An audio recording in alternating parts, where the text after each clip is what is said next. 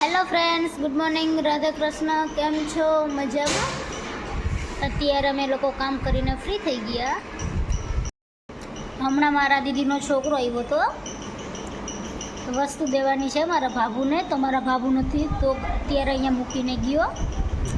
અને આજે ગણપતિનું વિસર્જન છે, ગણેશ વિસર્જન. તો અમારી સોસાયટીમાં જ કરવાના છે, તો હું બતાવીશ કે કઈ રીતે કરે. અત્યારે અમારી સોસાયટીમાં ગણપતિનું વિસર્જન કરવાના છે.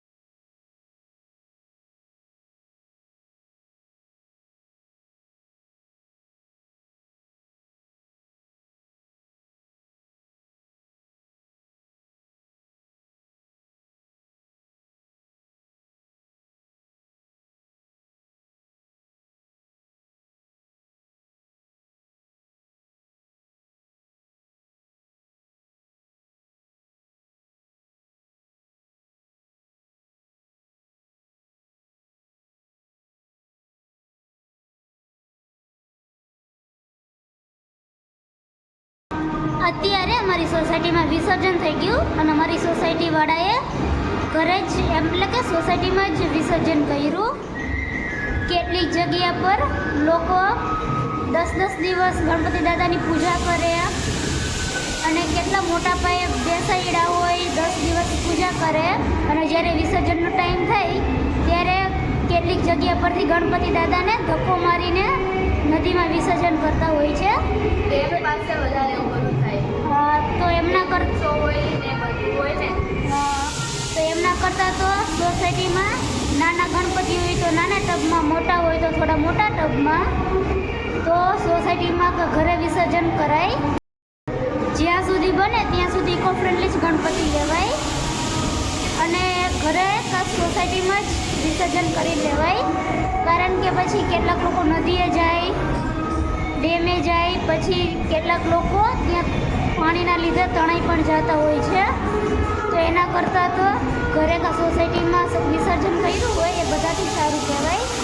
સેફટી એ તો પહેલાં ને, તો આપણે આપણી સેફટીમાં રહેવાનું, એટલે કે ઘરે સોસાયટીમાં જ વિસર્જન કરી દેવાનું. આજે મારો ભાઈ ઘરે છે, તો આજે મારા ભાઈનું જ ફેવરિટ બનાવ્યું. એને બટેટાનું શાક બહુ ભાવે, તો બટેટાનું શાક અને રોટલી કરી. તો હવે અમે લોકો જમી લઈએ. અત્યારે અમે લોકો જમીને ફ્રી થઈ ગયા અને હમણાં મારો ભાઈ બહાર ગયો હતો, તો એ આંબલી ને બોરા લાવ્યો. આંબલી અને બોરા લાવ્યો.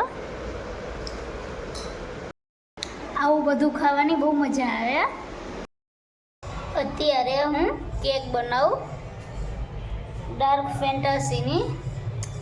એના માટે મેં બિસ્કિટ લીધી, બિસ્કિટ, બ્રેડ લીધા. તો હવે જે બિસ્કિટ છે એમને હું મિક્સરમાં પીસી નાખીશ. પછી એમાં થોડું દૂધ એડ કરી દઈશ. તો હવે આ જે બિસ્કિટ છે એમને હું મિક્સરમાં પીસી નાખીશ.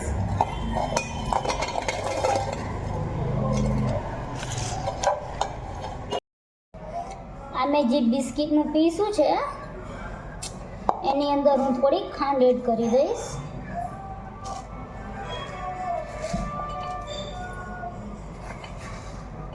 પછી જે નવશેકું દૂધ હશે એ એડ કરીને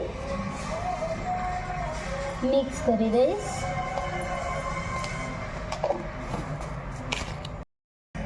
તો મેં ખાંડ નાખી દીધી. હવે એમાં દૂધ એડ કરીને બેટર બનાવી દઈશ. પેલું બેટર બની ગયું. અને હવે જે આ બ્રેડ છે એમની જે કોર્નર આવે એ કાઢી નાખશું. અને પછી પાણી એની અંદર થોડી ખાંડ નાખીને બ્રેડ પર લગાવી દેશું. પછી આ જે બ્રેડ છે એના પર વાટકી રાખીને આ રાઉન્ડ શેપ આપી દીધો.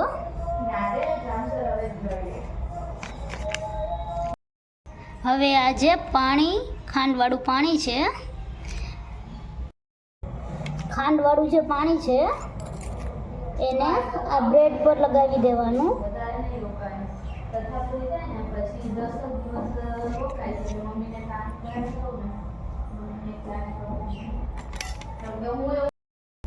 ખાંડવાળા જે બ્રેડ હોય એના ઉપર બેટર લગાવી દેવાનું.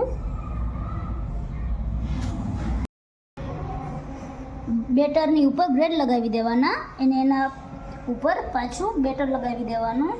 ખાંડવાળું પાણી નહીં લગાવવાનું. નાખ્યું ને પહેલાં જ બોઈલી.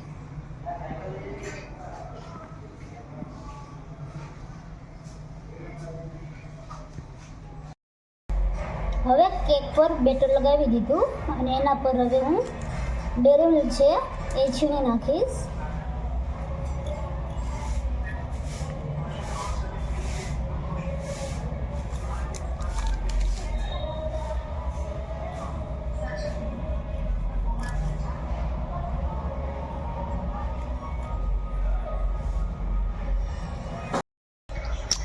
કેક તૈયાર થઈ ગઈ. અત્યારે અમારે લોકોને કેક ખાવી નથી તો હું થોડી વાર માટે ફ્રીજમાં રાખી દઈશ. અત્યારે અમે લોકો જમીને ફ્રી થઈ ગયા અને આજે અમે લોકોએ જમવામાં શાક રોટલી અને છાશમાં રોટલી વઘારી હતી. તો અત્યારે અમે લોકો ફ્રી થઈ ગયા છીએ. આજે સોનીને પણ પ્રેક્ટિસમાં નથી જવાનું એટલે એ પણ ઘરે છે. અને મારા ભાઈ છે એ મારા બધા ભાઈઓ મેચ રમવા જવાના છે.